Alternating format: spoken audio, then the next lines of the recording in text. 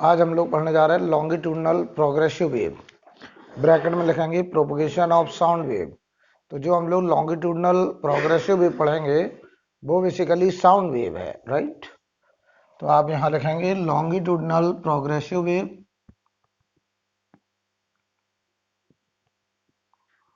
Longitudinal progressive wave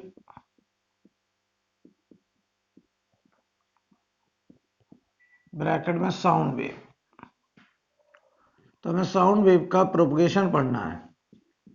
जैसे याद करो, रस्सी में जो वेव प्रोग्रेस करती थी, आगे बढ़ती थी, जिसमें एनर्जी का ट्रांसफर होता था, वैसे ही हम साउंड वेव पढ़ेंगे। साउंड वेव आगे प्रोग्रेस करने वाला वेव। फिर याद करो, हमने रस्सी में स्टैंडिंग वेव पढ़ा था, ऐसे साउंड का भी स्टैंडिंग वेव पढ़ेंगे आगे, राइट। तो पहले तो हम बात करने जा रहे हैं प्रोग्रेसिव वेव का। तो उसमें पहला पॉइंट लिखिए, in this wave molecule start oscillating in this wave molecule start oscillating about their PSE का मतलब position of stable equilibrium, about their PSE along the wave propagation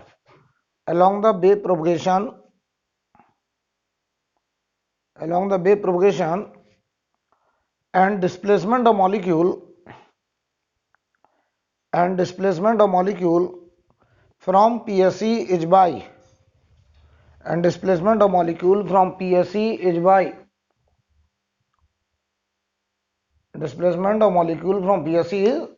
तो ऐसे लिखेंगे फिर हम लोग y इक्वल टू, मान लो ऐसे लिखा a cos kx minus omega D. Sine या cos कुछ भी हो सकता है। मान लो हमने लिखा है y equal to a cos kx minus omega D. पहले की एक बात का मतलब समझ लो, हम कौन सी वेव पढ़ रहे हैं? Longitudinal wave. तो ये जो y है, ये पार्टिकल का डिस्प्लेसमेंट है। कहां से? मीन पोजीशन से अलोंग मान लो वेव x के अलोंग जा रहा है, तो ये पार्टिकल का ऑसिलेशन अलोंग x, क्योंकि लॉन्गिट्यूडनल वेव में पार्टिकल का ऑसिलेशन वेव प्रोपगेशन के अलोंग होता है। अगर y जो है पार्टिकल का डिस्प्लेसमेंट है मीन पोजीशन से, और वेव अगर x के अलोंग जा रहा है, तो पार्टिकल का ऑसिलेशन भी अलोंग x। तो ये y वास्तव में डिस्प्लेसमेंट है PSE से अलोंग x। ये वाला x क्या चीज है? पार्टिकल की पोजीशन, कि किस जगह का पार्टिकल। ये t है किस टाइम पर। देखो पूरी स्टोरी क्या है कि x इक्वल टू 2 का पार्टिकल t बराबर 3 सेकंड पर अपने मीन से कितना राइट या लेफ्ट है। ये नहीं है कि ऊपर नीचे, क्योंकि वो ऊपर नीचे किसमें होता था? ट्रांसवर्स वेव में। यहां पे लेफ्ट राइट की बात होगी कि वेव प्रोपगेशन के अलोंग वो अपने मीन से कितना लेफ्ट या राइट है, ऐसी बात बोलेंगे। तो थोड़ा कंफ्यूजन आना भी स्टार्ट होगा, क्योंकि यहां पर लॉन्गिट्यूडनल वेव के साउंड वेव को रिप्रेजेंट करने के दो वेव फॉर्म होते हैं, एक डिस्प्लेसमेंट वेव फॉर्म और एक एक्सिस प्रेशर वेव फॉर्म। तो ये डिस्प्लेसमेंट वेव फॉर्म बिल्कुल रस्सी वाली वेव के जैसा ही है, लेकिन वहां रस्सी में जो वाई होता था वो वास्तव में पार्टिकल का डिस्प्लेसमेंट वेव प्रोपगेशन के परपेंडिकुलर वाई डायरेक्शन में होता था। लेकिन लॉन्गिट्यूडनल वेव में जो वाई है वो पार्टिकल का डिस्प्लेसमेंट है along x along the wave propagation, right. Second point लिखिए। तो ये जो बताओ, ये क्वेश्चन लिखा है, ये वास्तव में मैं साफ साफ लिख रहा हूं, ये डिस्प्लेसमेंट फॉर्म है, ये डिस्प्लेसमेंट वेव फॉर्म है, displacement wave form of sound wave या लॉन्गिट्यूडनल वेव, ऐसे लिख दे रहा हूं। तो लॉन्गिट्यूडनल वेव का ये डिस्प्लेसमेंट वेव फॉर्म है। तो साउंड वेव को रिप्रेजेंट करने के कितने वेव फॉर्म होंगे? दो, एक डिस्प्लेसमेंट और एक प्रेशर। दूसरा पॉइंट लिखें, दूसरा पॉइंट समझो जरा। जैसे मान लो मैं यहां से बोल रहा हूं साउंड, ये डायरेक्शन में मान लो sound progress, sound 3D wave है, इधर भी जाएगा इधर भी जाएगा, हर तरफ जाएगा। लेकिन हम मान लो इधर की बात करें, हमारा कंसर्न है एक्स के अलोंग। तो मान लो साउंड ऐसे जा रहा है एक्स के अलोंग, तो पार्टिकल का ऑसिलेशन भी एक्स के अलोंग देखेंगे, राइट। तो कई जगह ऐसा होता है कि जब पार्टिकल ऑसिलेट करते हैं तो कुछ लोकेशंस ऐसी बनती हैं जहां पे मॉलिक्यूल की गैदरिंग हो रही है, इधर का भी मॉलिक्यूल उधर आ रहा है। यानी बताओ, ये वेव अगर ऐसे जा रहा है तो कुछ जगह ऐसी होगी जो इधर का पार्टिकल उस जगह को अप्रोच कर रहा है, यहाँ का पार्टिकल भी अप्रोच कर रहा है। तो उन जगह पे मॉलिक्यूल की डेंसिटी बढ़ जाएगी, वहां का प्रेशर भी बढ़ जाएगा, और उन जगह पे बनता है कॉम्प्रेशन। और कुछ लोकेशन ऐसी होती हैं जहां पर मॉलिक्यूल एक दूसरे से सेपरेट होते हैं, वहां पर डेंसिटी नॉर्मल डेंसिटी से भी कम हो जाती है, वहां पे प्रेशर नॉर्मल प्रेशर पीएटीएम से भी कम हो जाता है, वहां बनता है रेयरफैक्शन। और कुछ लोकेशन ऐसी होती है कि वहां से एक मॉलिक्यूल हटा, दूसरा मॉलिक्यूल उसकी जगह आ गया, मॉलिक्यूल की डेंसिटी में कोई फर्क नहीं पड़ा, प्रेशर में कोई फर्क नहीं पड़ा, उसे बोलते हैं पीएटीएम। यानी जो साउंड वेव होता है, लॉन्गिट्यूडल वेव होता है, वो प्रोपगेट करता है in form of compression and rarefaction, लेकिन हर कंप्रेशन और रेयरफैक्शन के बीच में एक पीएटीएम होता है, राइट। तो दूसरा पॉइंट लिखें, if oscillating particle are approaching to each other, if oscillating particles are approaching to each other, then at that location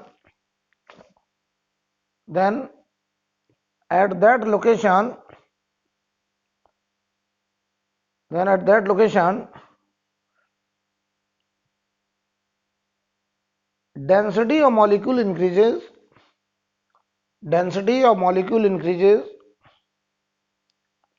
and in the result ऐसे लिखिएगा excess pressure, and in the result excess pressure is created,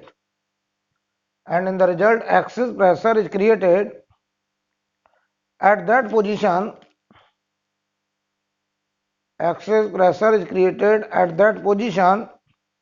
which is known as compression, which is known as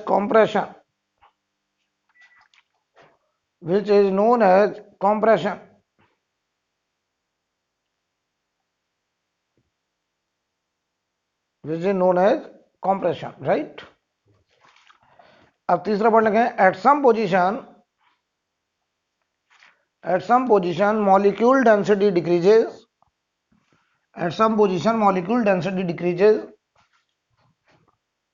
pressure also decreases, comma rarefaction is formed,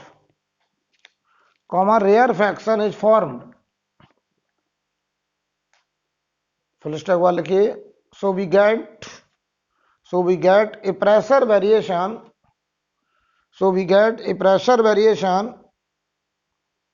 in form of excess pressure,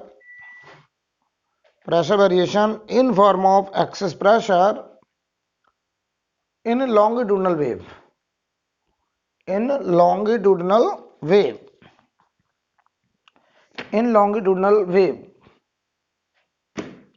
अच्छा, आप जरा समझो, इतना मैंने बोला कि जो sound wave होता है लॉन्गिट्यूडनल वेव, वो प्रोपगेट करता है किसके फॉर्म में, कंप्रेशन और रेयरफैक्शन। अब सवाल ये आता है कि सर कहाँ कंप्रेशन बनता होगा, कहाँ रेयरफैक्शन बनता होगा। तुम कह रहे हो बताओ ये पार्टिकल ऐसे ऑसिलेट कर रहे हैं, तो पार्टिकल के एसएचएम में उसका मीन होगा, लेफ्ट एक्सट्रीम होगा, राइट एक्सट्रीम होगा, यही तो होगा। अब अप एक्सट्रीम डाउन एक्सट्रीम नहीं होगा। अप एक्सट्रीम डाउन एक्सट्रीम किसमें बोलते थे, ट्रांसवर्स वेव में। तो मान लो साउंड एक्स के लॉन्ग जा रहा है, तो हमें एक्स के लॉन्ग ही ऑसिलेशन देखना है। तो हमें ये पता करना है जहां कंप्रेशन बनता है वो एसएचएम का मीन होता है कि एक्सट्रीम होता है, और जहां रेयरफैक्शन बनना है वहां पे मीन होगा कि एक्सट्रीम होगा, ये समझना पड़ेगा। यानी जहां पे प्रेशर नॉर्मल प्रेशर पीएटीएम से सबसे ज्यादा होता है, वहां पे उनके एसएचएम का मीन है कि एक्सट्रीम, ये भी तो समझना पड़ेगा।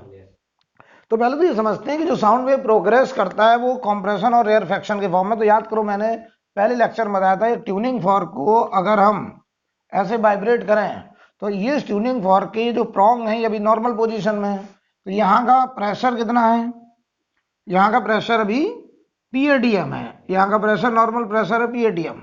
लेकिन जब ये प्रॉन्ग बताइए आउटवर्ड जाते थे, बाहर की तरफ जाते थे, याद आ रहा है, तो बताओ यहाँ पर ये मॉलिक्यूल की डेंसिटी, ये मॉलिक्यूल का धक्का मारते थे तो यहाँ मॉलिक्यूल की डेंसिटी बढ़ जाती थी, तो यहाँ क्या बनता था, कंप्रेशन, याद है। और फिर बताओ जब ये वापस नॉर्मल पोजीशन पे आते थे तो फिर क्या बनता था, पीएटीएम।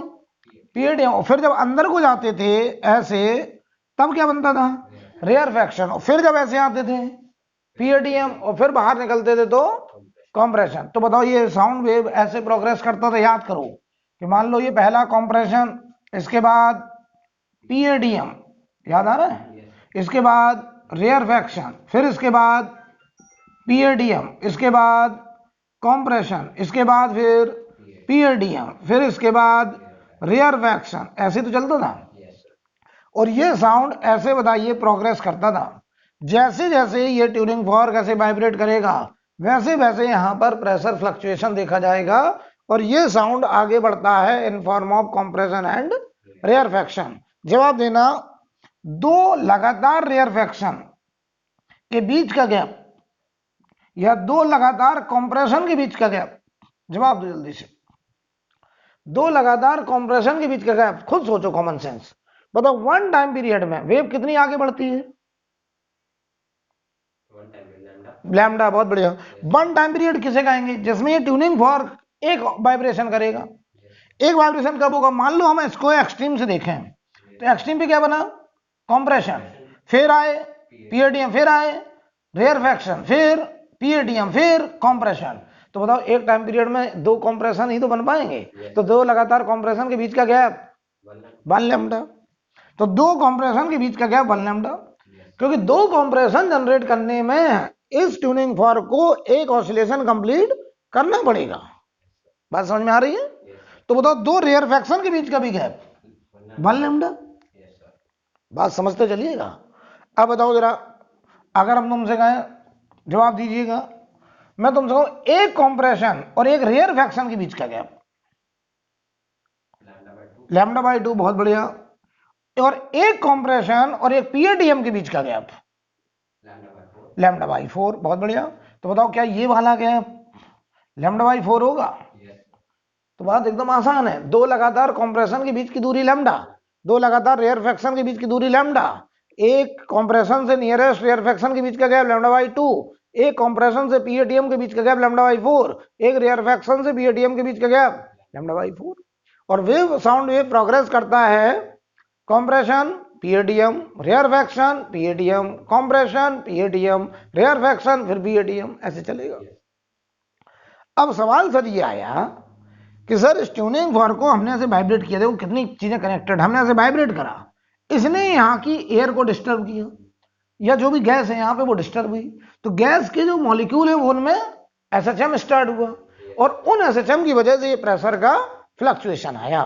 अब सवाल ये आया कि सर जब यहाँ पे कंप्रेशन बनता है तो ये जगह पे जब पार्टिकल एसएचएम करने पहुंचे तो पक्का यहाँ मॉलिक्यूल की डेंसिटी बड़ी होगी, तो ये मॉलिक्यूल की मीन पोजीशन है कि एक्सट्रीम पोजीशन, ये हमें समझना है।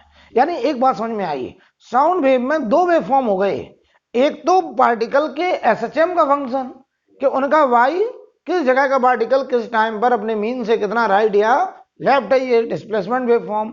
और एक एसएचएम करने की वजह से किस एक्स पर किस टाइम पर कितना प्रेशर देखा जा रहा है। बताओ इस जगह पे अभी कंप्रेशन है तो क्या यहाँ हमेशा कंप्रेशन रहेगा?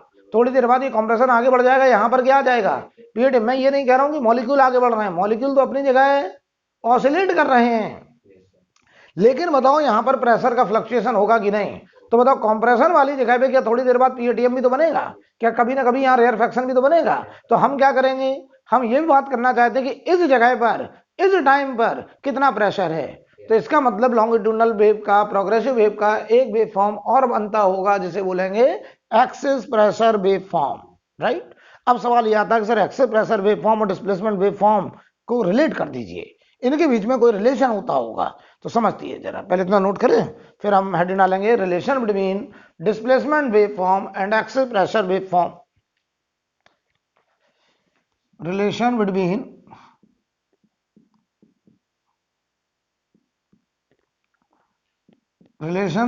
displacement waveform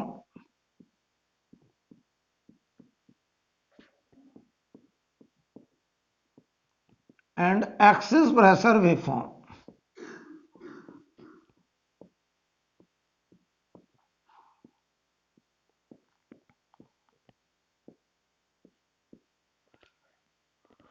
relation between displacement waveform and axis pressure waveform. ध्यान दीजिए जरा, हम आपको समझाना चाहते हैं।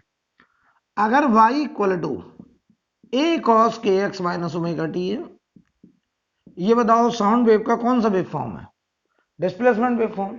इससे हमें एक्सिस प्रेशर वेव फॉर्म में जाना है, तो इनके बीच में क्या रिलेशन? अच्छा एक बात बताओ, अगर हम ना बोले ये साउंड वेव है, हम केवल ये लिख दें y equal to a cos kx minus omega T, तो बताओ ये कौन सी वेव है? तो तुम कहोगे नहीं बता पाएंगे, क्योंकि डिस्प्लेसमेंट वेव फॉर्म रस्सी वाली वेव में भी है और डिस्प्लेसमेंट वेव फॉर्म लॉन्गिट्यूडनल में भी है, तो हम नहीं बता पाएंगे।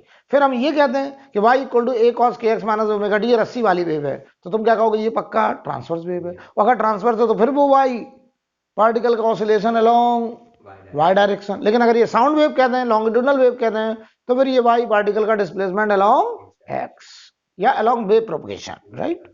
सुनिएगा, अब हम इससे निकालना चाहते हैं इसी का एक्सिस प्रेशर वेव फॉर्म। तो इनके बीच में रिलेशन देखो क्या होता है कि जब पार्टिकल एसएचएम परफॉर्म करना शुरू करते हैं तो उनके ऑसिलेशन की वजह से मीडियम में प्रेशर में डिफरेंस क्रिएट होना शुरू हो जाता है, और वो रिलेशन है डेल्टा पी बराबर माइनस बी बल्क मॉडुलस, और ये होता है del Y by del X. ये रिलेशन आप डायरेक्ट इस्तेमाल करेंगे, delta P equal to minus times bulk modulus del Y by del X, delta P equal to minus B del Y by del X. देखिए जरा, ये bulk modulus किसका है, gas का। जिस गैस में वो साउंड प्रोपगेट करने जा रहा है, जिस मीडियम में वो साउंड प्रोपगेट करने जा रहा है, राइट। ये लिक्विड होगा या गैस होगा, तो ये मीडियम ऑफ, ये बल्क मॉडुलस ऑफ मीडियम,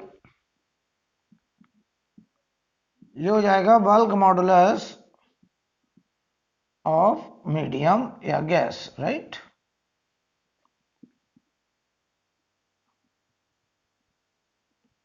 ये होगा बल्क मॉडुलस। चलो इसको जरा करती है। अच्छा देखो, अगर ये साइन होता तब भी ये रिलेशन, हमें डिस्प्लेसमेंट वेवफॉर्म से किसमें जाना है, एक्स प्रेशर वेवफॉर्म। तो देखो ध्यान से, डेल्टा पी बराबर, डेल्टा पी क्या है, ये एक्सिस प्रेशर। एक्सिस प्रेशर मतलब पीएटीएम से कितना ज्यादा या कम, ये बताएगा एक्सिस प्रेशर। तो सुनिए ध्यान से, डेल्टा पी बराबर माइनस बी, इसको जरा डिफरेंशिएट करो, del Y by del X, partial differentiation with respect to T को क्या मानते हुए, कांस्टेंट, क्योंकि हम किसी पर्टिकुलर टाइम पे बात कर रहे हैं। तो बताओ यहां से इसका डिफरेंशिएशन क्या के बाहर आएगा, और कॉस का differentiation minus minus minus plus, तो देखो माइनस ए के, और ये हो जाएगा साइन के एक्स माइनस ओमेगा टी। क्या मैं सही लिख रहा हूं, तो ध्यान से देखो, माइनस माइनस प्लस, तो डेल्टा पी बराबर आ गया plus B A K sine के एक्स माइनस ओमेगा टी, ठीक। इस बी ए के को हम लोग ऐसे बोलने लगते हैं, डेल्टा पी बराबर, बताओ ये बी क्या है, बल्क मॉडुलस, ए क्या है, पार्टिकल का amplitude, okay angular wave number. तो जरा सोचो, एक्सिस प्रेशर वेवफॉर्म, ये ए जो है ये तो डिस्प्लेसमेंट वेवफॉर्म का है, तो एक्सिस प्रेशर वेवफॉर्म और डिस्प्लेसमेंट वेवफॉर्म दोनों रिलेटेड हैं कि नहीं आपस में। तो इसको हमने नाम दे दिया delta P max, maximum pressure amplitude, और ये हो गया देखो साइन के एक्स माइनस ओमेगा टी। समझो जरा,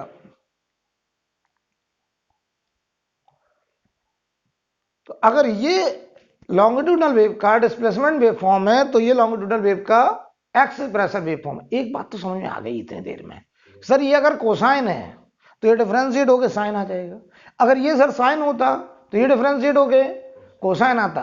तो सर एक बात तो तय हो गई कि साइन और कोसाइन में कितना फेज डिफरेंस,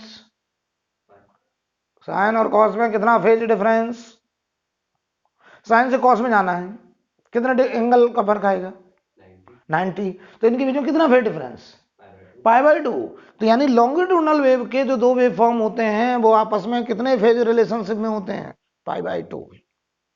रस्सी वाली वेव का एक ही वेव फॉर्म था, कौन, डिस्प्लेसमेंट वेव फॉर्म, लेकिन लॉन्गिट्यूडनल वेव के दो वेव फॉर्म है और उनके बीच में फेज डिफरेंस पाई बाई 2। तो मैं यहां लिख सकता हूं displacement wave form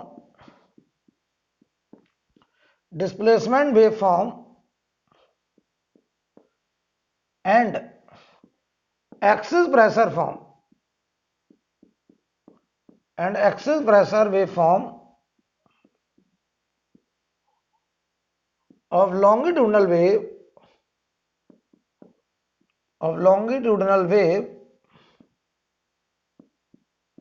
are at pi by 2 phase difference। क्यों, देखो कितनी बढ़िया बात है। यानी बताओ, अगर डिस्प्लेसमेंट का फंक्शन साइन का होता तो प्रेशर का फंक्शन कोसाइन। क्या कभी दोनों एक साथ साइन के हो सकते हैं, कभी दोनों एक साथ कोसाइन के नहीं हो सकते।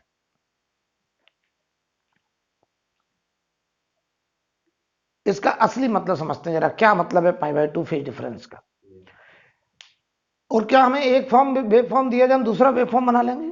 क्या तरीका? डेल्टा पी बराबर minus bulk modulus del Y by del x.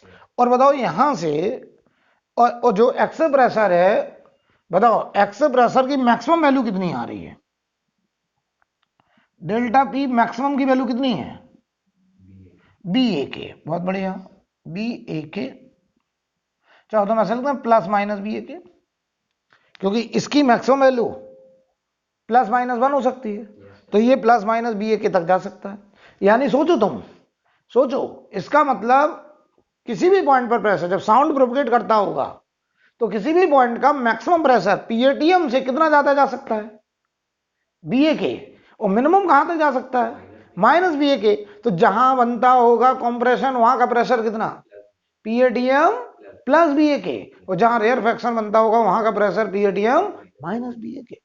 तो कोई तुमसे ये कहे कि बताओ जहां कंप्रेशन बनता है कंप्रेशन का प्रेशर कितना होता है, तो आपका जवाब है कि वहां एक्सेस प्रेशर प्लस बीए के होता है। एक्चुअल प्रेशर कितना होता है? पीएटीएम प्लस बीए के। यानी बताओ साउंड वेव जब प्रोपगेट करता होगा तो प्रेशर का फ्लक्चुएशन साउंड के आगे बढ़ने पर पीएटीएम प्लस बीएके से पीएटीएम माइनस बीएके के बीच में होता है हमेशा, राइट? तो बताइए रहा। अब बताओ यहां पर बनता है रेयरफैक्शन, ये है रेयरफैक्शन बराबर, ये बताओ क्या बनेगा? पीएटीएम माइनस बीएके। बोलो भाई। कोई तुमसे कहे कंप्रेशन रेयरफैक्शन के प्रेशर का डिफरेंस, आंसर? अरे घटा दो यार डिफरेंस, 2 बीएके, सिंपल, राइट? इनके बीच में, इसका मतलब साउंड वेव में हमेशा प्रेशर इसी रेंज में फ्लक्चुएट करेगा। बोलिए। अब सवाल ये आया सर π/2 फेज डिफरेंस का थोड़ा सा मतलब और समझाइए हमको कि क्या मतलब है π/2 फेज डिफरेंस का। देखो भाई हम जरा समझाते हैं।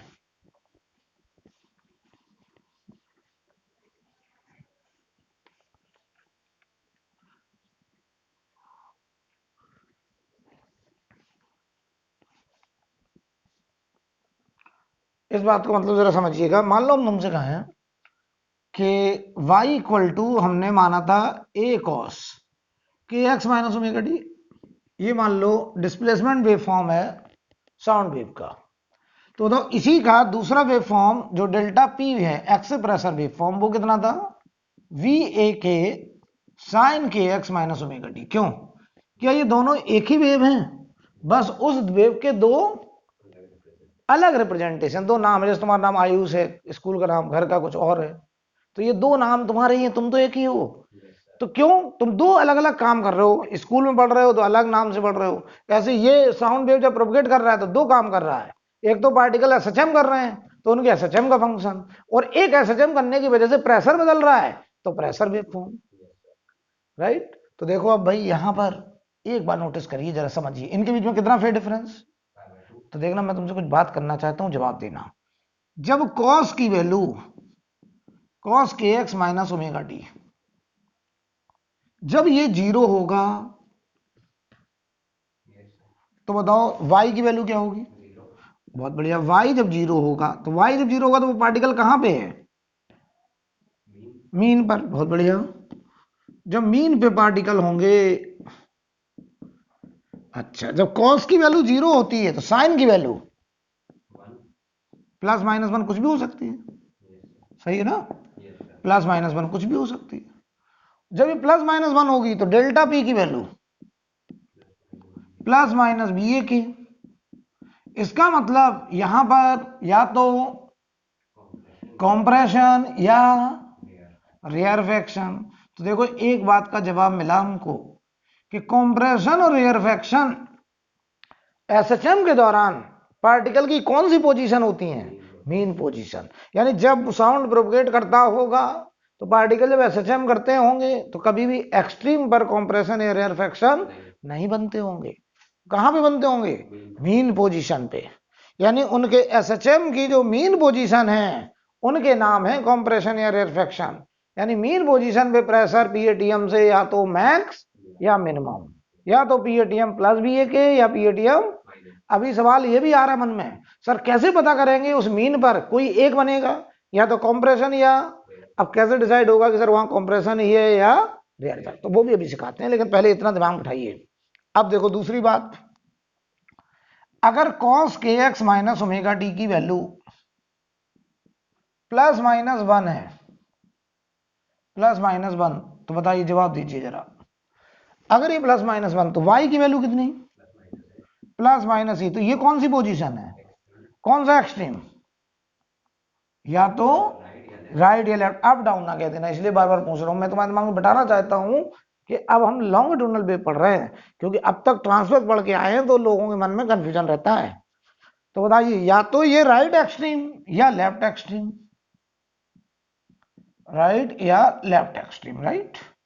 आप समझिएगा जरा, ये राइट और लेफ्ट एक्सट्रीम में कोई एक एक्सट्रीम होगा, उस जगह पे साइन की वैल्यू क्या होगी, जीरो। बहुत बढ़िया, और साइन अगर जीरो हो तो यहां पे बताओ डेल्टा पी की वैल्यू, ये जब जीरो तो डेल्टा पी की वैल्यू जीरो, तो यहां का एक्चुअल प्रेशर कितना, पीएडीएम, यहां का एक्चुअल प्रेशर पीएडीएम। तो सुनो, कंप्रेशन या रेरफेक्शन कहां बनते थे, मीन पर, और पीएडीएम कहां बनता है, एक्सट्रीम पे। यानी उनके एसएचएम के जो एक्सट्रीम पोजीशन होते हैं वहां पर हमेशा क्या बनता है, पीएडीएम। नोट करिए इसको पहले।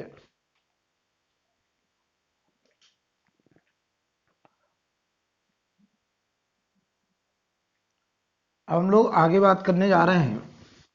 हम इतना समझ गए हैं कि लॉन्गिट्यूडनल प्रोग्रेसिव वेव में, यानी जब साउंड वेव प्रोग्रेस करता है तो जो पार्टिकल के एसएचएम की मेन पोजीशन होती है वहां पे प्रेशर का या तो कंप्रेशन या रेरफेक्शन, और जो एक्सट्रीम पोजीशन होती है वहां पे प्रेशर पीएटी। अब सवाल ये आया कि सर मीन पर या तो कंप्रेशन या रेरफेक्शन, अब किस मीन पर कंप्रेशन, कहां रेरफेक्शन, ये भी समझाइए जरा।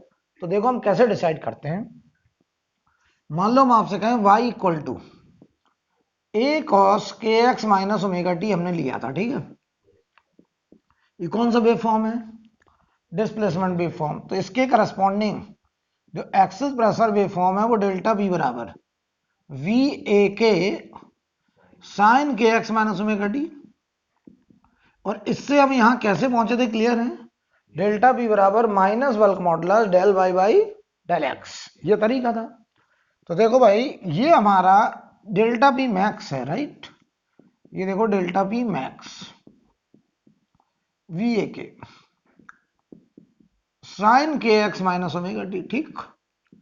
अब देखिएगा जरा, हम अगर देखना चाहें किस मीन पर कंप्रेशन और किस मीन पर रेरफेक्शन, कंप्रेशन का प्रेशर तो क्लियर है, पीएटीएम प्लस बीए के, और एक पीएटीएम माइनस बीए के रेरफेक्शन। तो सुनिए, अगर हम इनको ग्राफ से समझें, यहां दिखा रहे हैं y, यहां दिखा रहे हैं x, और ये फोटोग्राफ में t बराबर 0 की मान लो बना रहा हूं।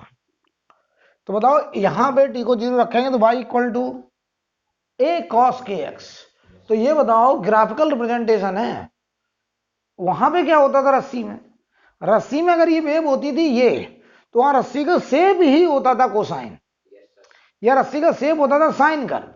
लेकिन यहां रस्सी थोड़ी है, यहां तो हम पार्टिकल के डिस्प्लेसमेंट का वेरिएशन दिखा रहे हैं, अब ग्राफ बना रहे हैं केवल, ये समझो। अब यहां शेप नहीं है रस्सी का, क्योंकि यहां रस्सी नहीं है। अब देखो, तो ये बताओ किसका फंक्शन है, कॉस का। तो कॉस का ग्राफ क्या ऐसा होता है, ऐसा होता है, समझिएगा जरा। ये क्या है, प्लस है, और ये क्या है, माइनस है। ध्यान से देखिए ये कौन सी पोजीशन है, y इक्वल टू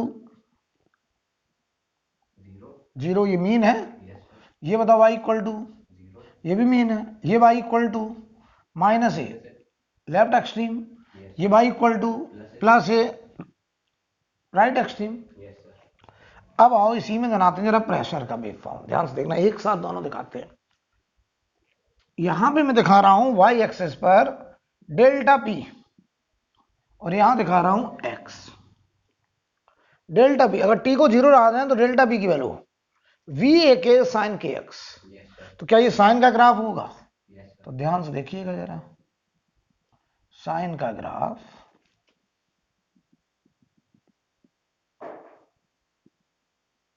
क्या ऐसा होगा? थोड़ा सा यहां पे ऐसे, ठीक है, ये साइन ग्राफ होगा। ये वेव किधर जा रहा है? राइट मूविंग, सही है ना, क्योंकि बीच में साइन कैसा लिया हमने? नेगेटिव। प्रोग्रेसिव वेव की पहचान ही है ये, एक्स और टी के बीच में कोई साइन होना चाहिए। मतलब एक ही वेव के दो वेव फॉर्म है, समझना जरा आप। ये वाला मीन पर बताओ यहां का प्रेशर कितना है? ये प्लस बी ए के। बताओ ये डेल्टा पी बी ए के है, एक्चुअल प्रेशर कितना है यहाँ का? P A T M plus B A K, right. तो हमने ग्राफ में जो दिखाया वो डेल्टा पी दिखाते हैं, क्योंकि हम जो वेव फॉर्म लिखते हैं वो डेल्टा पी का लिखते हैं। एक्चुअल प्रेशर इसमें उतना ऐड हो जाता है, राइट। समझ रहे हैं? अब बताओ हमको जरा आप, यहां देखो ये डेल्टा पी कितना है? Minus B A K. तो एक्चुअल प्रेशर कितना? P A T M minus B A K. ध्यान से देखिएगा, मैं तुमसे कहूं ये पॉइंट है x1, ये पॉइंट है x2, ये पॉइंट है x3 और ये पॉइंट है x4। हम इन पोजीशन पे चेक करना चाहते हैं कहां कंप्रेशन कहां रेयरफेक्शन। तो हम इतना तो सीख चुके थे कि displacement wave form and excess pressure wave form of longitudinal wave are at pi by 2 phase difference.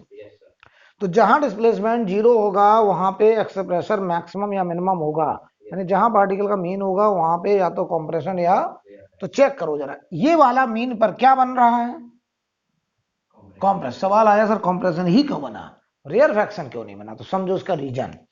यार इधर देखो जरा, यहां का पार्टिकल, इस एक्स के पार्टिकल का ये वाई कैसा है? पॉजिटिव। यहां वाई कितना? तो ये वाला particle Y positive. Y positive का क्या मतलब होगा? यहां एस एच एम ऐसे हो रहा है, ये वाई बराबर जीरो, ये वाई बराबर प्लस ए, ये वाई बराबर माइनस ए। अब यहां तो एस एच एम ऐसे हो रहा है, ऐसे एस एच एम हो रहा है, बताइए। तो अब आप हमको जरा समझाइए कि यहां के पार्टिकल का वाई पॉजिटिव है, तो ये पार्टिकल अपने मीन के किधर? तो ये पार्टिकल राइट में जाना चाह रहा है इधर। यहां का वाई कैसा है? तो ये पार्टिकल मीन से किधर? लेफ्ट। तो इस जगह पर यहां के मॉलिक्यूल राइट भाग रहे हैं, यहां के मॉलिक्यूल एसएचएम करते हुए लेफ्ट आ रहे हैं। तो इन जगह पे मॉलिक्यूल की गैदरिंग बढ़ रही है, और बढ़ रही तो यहाँ डेंसिटी भी, प्रेशर भी, तो यहाँ क्या बनेगा? कॉम्प्रेशन। इसलिए यहाँ कॉम्प्रेशन बन रहा है, राइट। इस जगह पे देखो जरा, ये पोजीशन बताओ कौन सी है? x2। ये पार्टिकल का कौन सा है? एक्सट्रीम। तो चेक करो जरा एक्सट्रीम पे, ये इसके जस्ट बगल में यहां का बाई नेगेटिव, पार्टिकल कहां जा रहा है? लेफ्ट। यहां का बाई कैसा? तो किधर जा रहा है? लेफ्ट। तो एक मॉलिक्यूल यहां से हटा, दूसरे ने उसकी जगह ले ली, डेंसिटी में कोई फर्क। तो प्रेशर यहां का कितना? पीएटीएम। एक्सेल प्रेशर कितना? जीरो। प्रेशर में कोई फर्क नहीं आया। तो हम देख के बता सकते हैं। कई बार वो ऑब्जेक्टिव में ये फोटो दे देते हैं और ये नहीं देते हैं, कहते हैं बताओ इस मीन पर कंप्रेशन होगा कि रेयरफेक्शन। तो आप ऐसे चेक करेंगे, यहां देखो जरा, ये भी तो मीन है। देखो यहां का वाई कैसा? नेगेटिव। ये पार्टिकल कहां जा रहे हैं? यहां का वाई कैसा? किधर जा रहे हैं? तो यहां से मॉलिक्यूल पास आ रहे हैं कि दूर हट रहे हैं? तो ये वो जगह है पार्टिकल के मीन की, जिन मीन पर पार्टिकल की डेंसिटी कम हो रही है, यहां क्या बनेगा? तो देखो इस जगह पे रेयरफेक्शन ही तो बन रहा है। इस जगह देखो ये फिर एक्सट्रीम, तो ये आगे ऐसे होता, तो यहाँ का वाई पॉजिटिव राइट, यहाँ का वाई पॉजिटिव राइट, यहाँ की बताओ डेंसिटी में कोई फर्क। तो बताओ यहाँ क्या बना? पीएटीएम। एक्सेस प्रेशर कितना? जीरो। क्लियर? तो क्या मैं अब देख के समझ सकता हूं कि कौन से मीन पे कंप्रेशन बनेगा, कौन से मीन पर रेयरफेक्शन? नोट करो जल्दी से।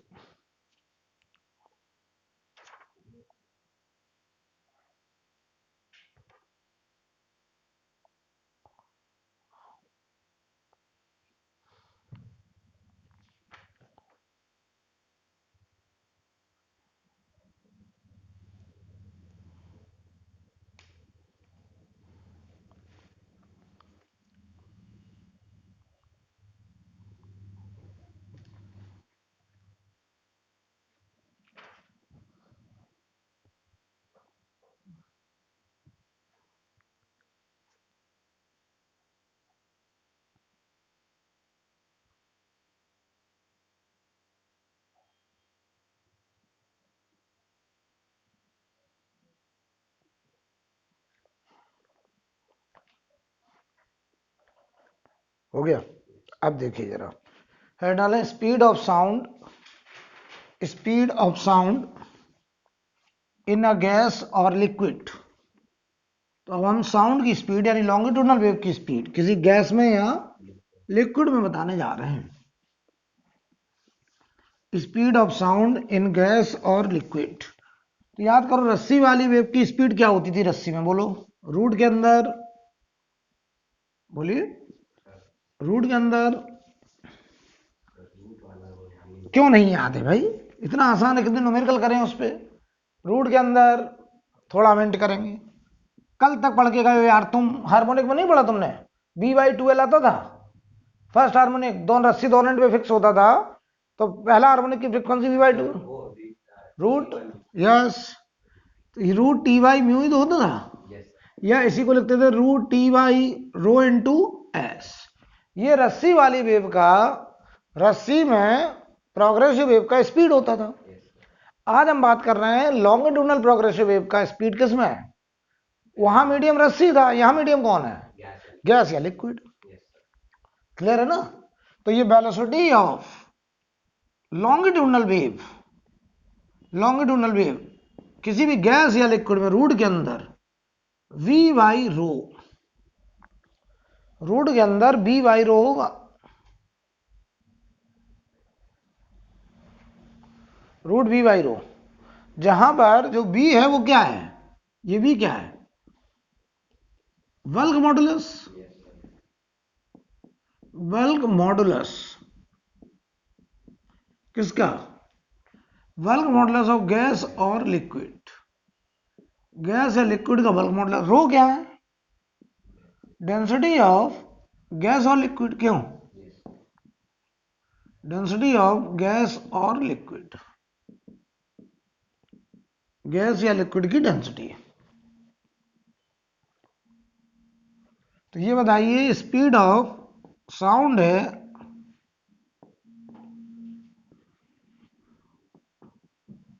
Speed of sound in gas और लिक्विड।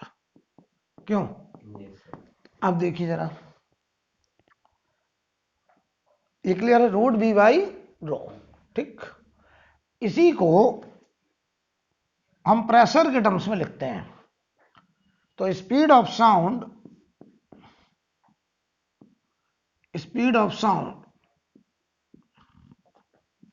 इन गैस और एयर, गैस या एयर में, ध्यान दीजिए जरा। इसके लिए दो फार्मूला दिए गए, ये सही है, इसी में बस थोड़ा सा यही, किसी को दो तरीके से लिखा गया। एक न्यूटन फार्मूला आया जो फेल कर गया बाद में, तो हम वो पढ़ा दे रहे हैं, लेकिन उससे न्यूमेरिकल नहीं लगेगी क्योंकि वो फेल कर गया। न्यूटन ने ये माना कि जब साउंड एयर में प्रोपगेट करता है तो एयर का जो टेम्परेचर है वो चेंज नहीं होता है। यानी साउंड की प्रोपगेट करते समय कौन सी कंडीशन डेवलप हुई, अगर टेम्परेचर कांस्टेंट, आइसोथर्मल। कौन सी, उन्होंने ये माना कि जब साउंड एयर में प्रोपगेट करता है तो एयर का टेम्परेचर क्या रहता है, कांस्टेंट, यानी मीडियम गैस का टेम्परेचर कांस्टेंट रहता है। तो उन्होंने माना कि आइसोथर्मल कंडीशन रहती है। तो आइसोथर्मल कंडीशन अगर रहती है तो जो न्यूटन फार्मूला था जो कि फेल कर गया, ध्यान देना, न्यूटन फार्मूला जो था, उन्होंने कहा साउंड की स्पीड एयर में, रूट के अंदर जो बल्क मॉडुलस है, ये बल्क मॉडुलस आइसोथर्मल कंडीशन का रखो और डेंसिटी गैस की रखिए। जो बल्क मॉडुलस है आइसोथर्मल कंडीशन रखो। याद करो बल्क मॉडुलस कैसे निकालते थे, बल्क मॉडुलस कुछ याद है, डीपी बराबर minus times bulk modulus dV/B। याद आ रहा है कुछ, ये बल्क मॉडुलस निकालने का तरीका था। तो अब अगर हम आपसे कहें आइसोथर्मल कंडीशन क्या होती, टेम्परेचर, तो PV बराबर कांस्टेंट।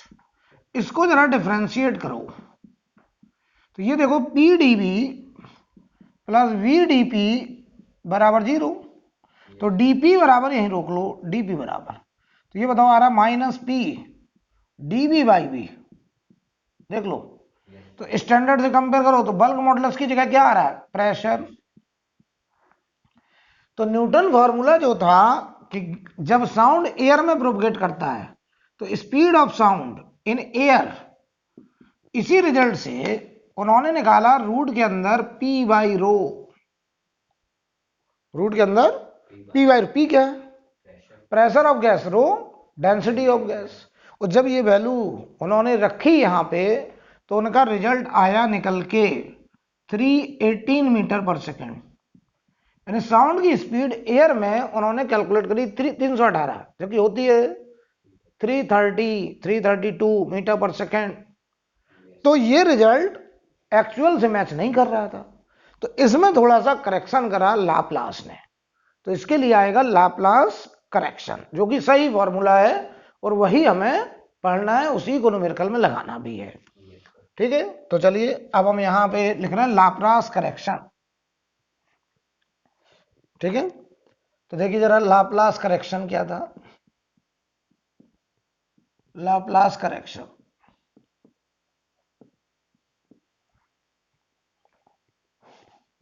लाप्लास ने कहा कि जब साउंड एयर में ट्रेवल करता है तो टेम्परेचर कांस्टेंट नहीं रहता है, कांस्टेंट रहता है मीडियम का हीट, मीडियम का हीट, यानी एयर का जो हीट एनर्जी है वो क्या रहता है? कांस्टेंट। यानी कौन सी कंडीशन? हीट अगर कांस्टेंट तो कौन सी कंडीशन? तुमने 4 प्रोसेस पढ़ी थी, अगर किसी में हीट कांस्टेंट कौन सा प्रोसेस? अगर हीट कांस्टेंट तो डेल्टा क्यू कितना? 0, तो कौन सी प्रोसेस? हाँ, हीट डेल्टा क्यू 0 किस प्रोसेस में होता है? एडियाबैटिक। ना हीट दे सकते हैं ना हीट ले सकते हैं, तो कौन सी प्रोसेस? एडियाबैटिक। तो लाप्लास ने कहा जब साउंड एयर में ट्रेवल करता है तो कौन सी कंडीशन डेवलप होती है? एडियाबैटिक। तो उसमें एक लाइन लिख लीजिए, Laplace pointed out, Laplace pointed out when sound propagate in air, Laplace pointed out when sound propagate in air, when sound propagate in air, the heat of the medium, then heat of the medium remains constant, then heat of the medium remains constant, then heat of the medium remains constant, that is adiabatic conditions are developed, that is adiabatic conditions are developed, that is adiabatic conditions are developed। तो ध्यान दो, उन्होंने कहा कि Newton के फॉर्मूले में थोड़े करेक्शन की जरूरत है। देखो क्या जरूरत है correction, speed of sound in air, उन्होंने कहा रूट के अंदर बल्क मॉडुलस बाई रो है, ये सही है, लेकिन ये बल्क मॉडुलस किन परिस्थितियों का?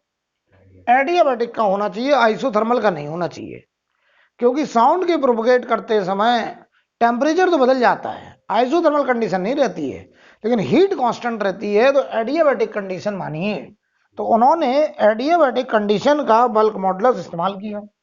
तो अब हम एडियाबैटिक कंडीशन का पहले बल्क मॉडुलस निकालने जा रहे हैं। ठीक है, तो देखना एडियाबैटिक कंडीशन का फॉर्मूला क्या था, बताओ एडियाबैटिक प्रोसेस का। प्रेशर वॉल्यूम की पावर गामा बराबर कांस्टेंट, ये एडियाबैटिक कंडीशन। तो गामा क्या होता था? सीपी अपॉन सीवी, या 1+2/f, याद आ रहा है? ये होता था गामा। तो इसको करने चले हम डिफरेंशिएट। तो देखो पहला function gamma v power gamma -1 dv plus दूसरा फंक्शन dp बराबर 0, तो v पावर गामा -1 से डिवाइड किया तो p गामा dv, ये हुआ v dp बराबर 0, तो यहां से dp को हमने यहीं रोका, तो ये हुआ minus gamma p dv by v। अब इसको अपने स्टैंडर्ड से कंपेयर करो, dp बराबर minus bulk modulus dv by v volume strain, याद है? तो बल्क मॉडुलस एडियाबैटिक में कितना आता है? गामा p, तो यहां रखो, तो यही रिलेशन हो गया रूट के अंदर gamma p by rho, root gamma p by rho. तो लाप्लास ने न्यूटन फॉर्मूला में गामा का करेक्शन किया, वहां आया था रूट p बाई रो, यहां आया root gamma p by rho. Gamma क्या है? ये एडियाबैटिक एक्सपोनेंट। अब सुनिए, इसको हम और भी तरीके से लिख सकते, याद करिए गैस की डेंसिटी रो बराबर, गैस की डेंसिटी क्या होती थी थर्मोडायनेमिक्स, रो बराबर P M by R T. Yes sir तो कर रहे हो, याद है, भूल गए, भूल गए, मान लो भूल गए, तो ऐसे याद करो, पीवी बराबर एन क्या होता था, नंबर ऑफ मोल्स कैसे निकलेंगे, मास अपॉन मोलर मास। तो मास को इधर ले जाओ, मोलर मास को, तो पीएम, और ये मास अपॉन वॉल्यूम बन गया डेंसिटी आर टी। तो रो बराबर पीएम बाई आर टी, एकदम आसान है। तो ये वैल्यू हम यहां रख सकते हैं। तो यही रिलेशन बताओ क्या आएगा, रूट के अंदर रो की जगह पीएम बाई आर टी रखो, तो रो से पी से पी क्या आया, gamma R T upon M. बोलो भाई, तो यही रिलेशन आएगा, रूट के अंदर gamma R T by M. Gamma है adiabatic exponent, R ideal gas equation का constant, T temperature, M molar mass. Note करते चलिए।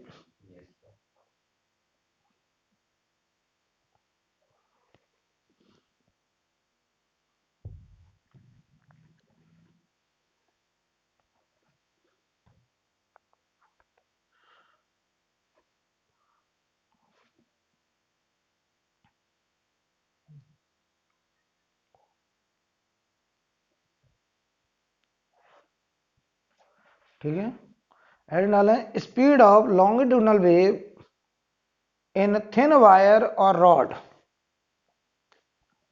Speed of longitudinal wave, speed of longitudinal wave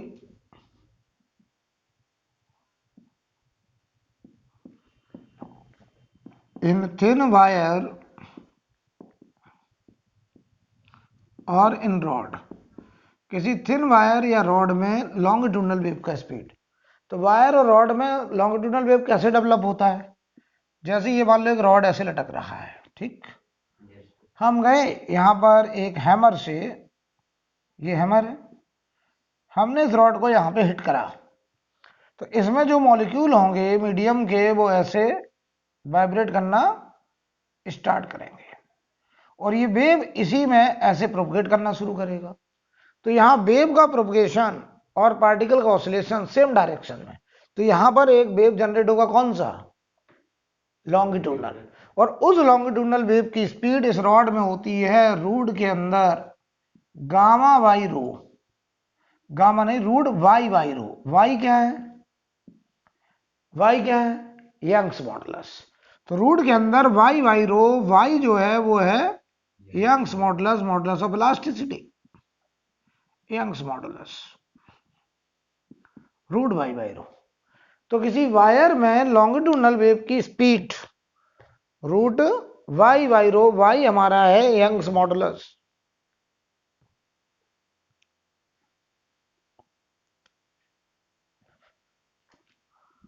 ठीक है, कई बार न्यूमेरिकल में ये आपको मिलेगा कि एक रॉड है उसमें लॉन्गिट्यूडनल वेव, उसका यंग्स मॉडुलस दे देंगे, डेंसिटी दे देंगे।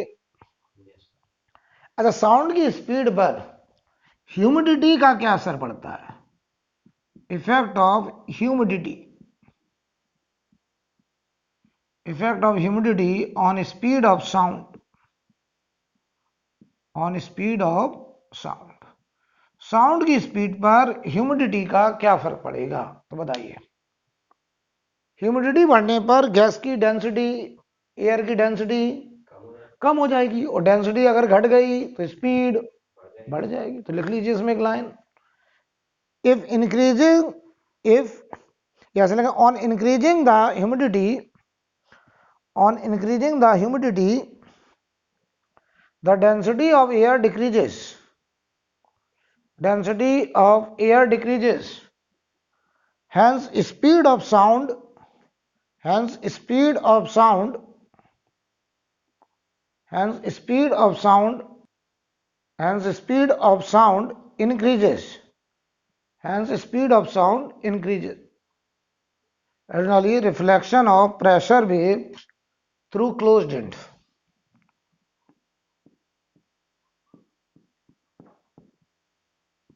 reflection of pressure wave through closed end।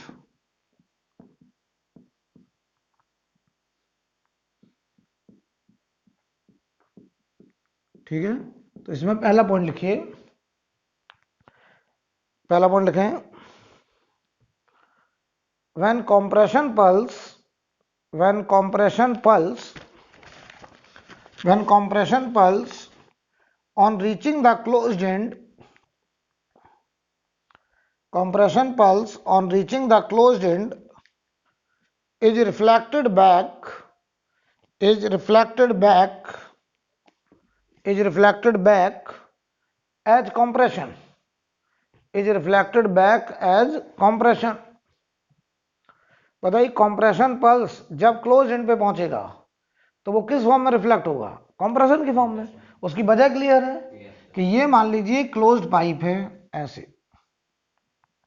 ये क्लोज्ड है, यहां पहुंचा कंप्रेशन, यहां पहुंचा कंप्रेशन, तो यहां मॉलिक्यूल की डेंसिटी ज्यादा, तो ये मॉलिक्यूल बाहर वाले मॉलिक्यूल से इंटरेक्ट नहीं कर पा रहे हैं, तो ये कंप्रेशन के ही फॉर्म में लौटा। देखो, हमने भेजा ये, हमें बदले में मिला ये, देखिए हमको यही कंप्रेशन ऐसे लौटता हुआ नजर आया। तो एक ऑब्जर्वर जो यहां खड़ा होगा वो क्या देखेगा कि हमने भेजा कंप्रेशन और बदले में आया भी क्या? कंप्रेशन। बोलो भाई, यानी पता कुछ पिक्चर ऐसा है, समझिए इधर कि ये मान लो एक क्लोज्ड एंड, ये एक दीवार थी, फिक्स दीवार थी, क्लोज्ड एंड की तरह बिहेव करेगा।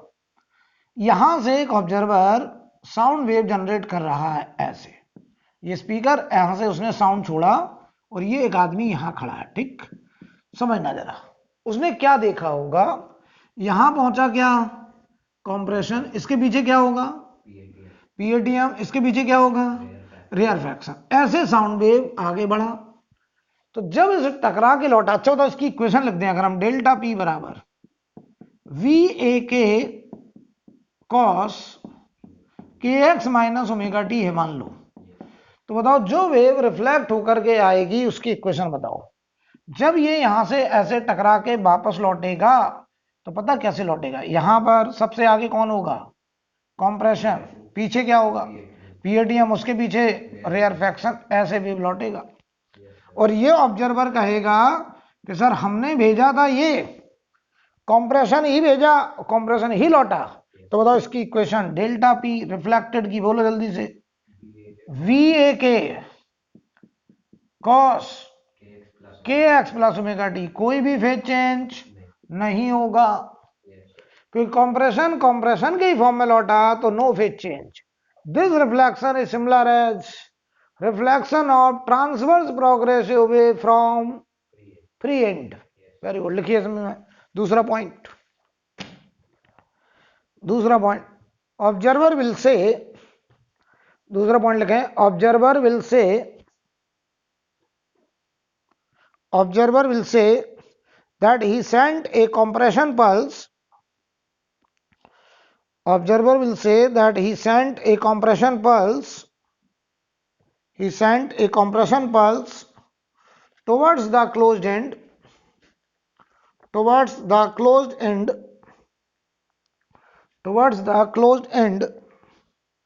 and he received a compression pulse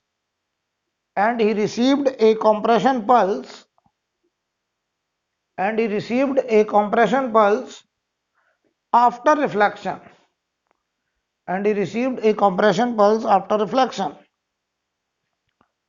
hence no phase change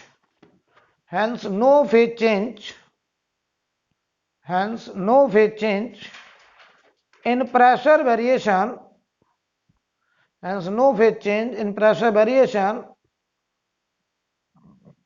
after reflection from closed end,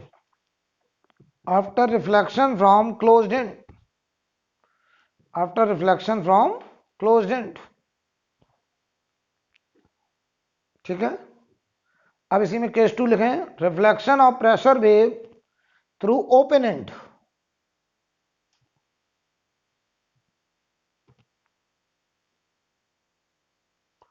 reflection of pressure wave through open and. हो गया, ये फोटो हटा दें। देखिए भाई, जब ओपन एंड से रिफ्लेक्शन होगा प्रेशर वेव का, तो देखिए समझना जरा।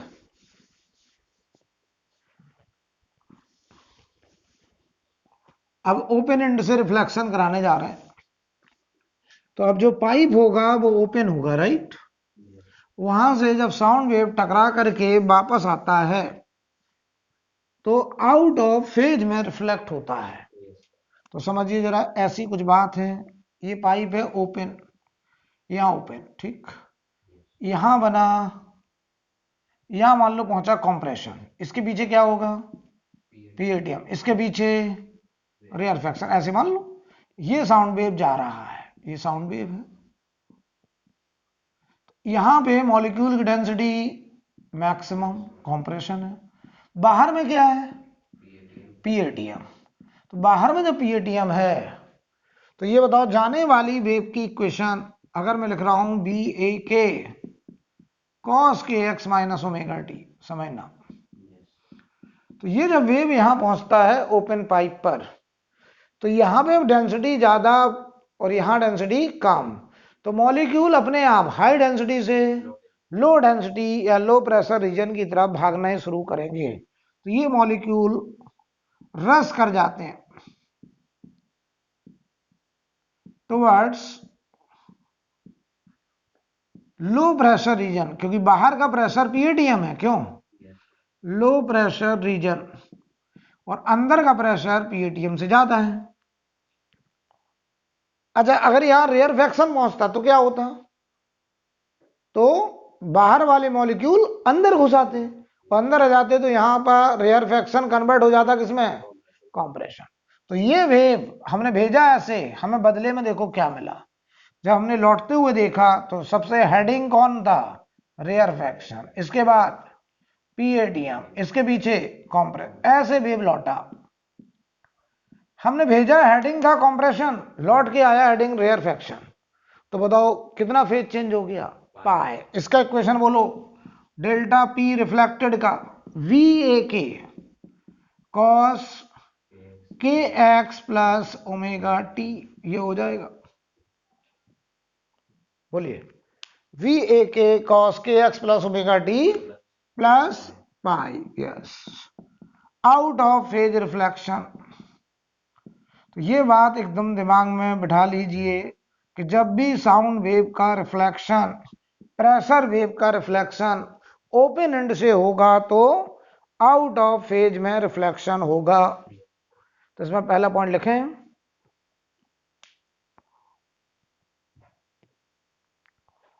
इसमें पहला पॉइंट लिखिए, when compression reaches to open end, when compression reaches to open end, compression reaches to open end, then due to high pressure, then due to high pressure, compression particle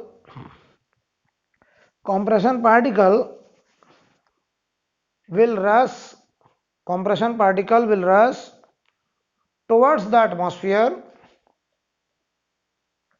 will rush towards the atmosphere, bracket में लिख लो low pressure region, bracket में low pressure region. मैं repeat कर रहा हूं, मैंने बोला when compression reaches to open end then due to high pressure compression particle will rush towards the atmosphere low pressure region, full stop वाले लिखें, due to inertia more particle escape, due to inertia more particle escape, hence compression is converted into rarefaction, more particle escape, hence compression is converted into rarefaction.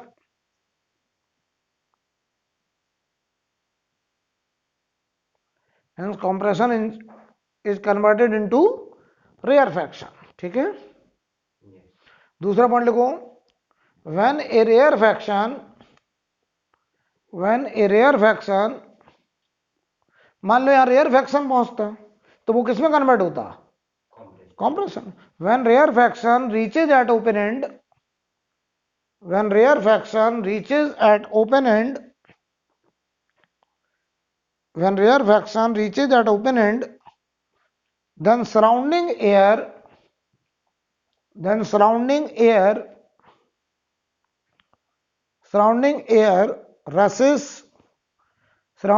rushes towards this region, किस reason में?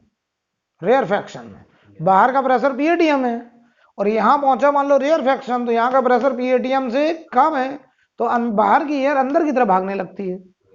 तो मैंने बोला surrounding air rushes towards this region and create a compression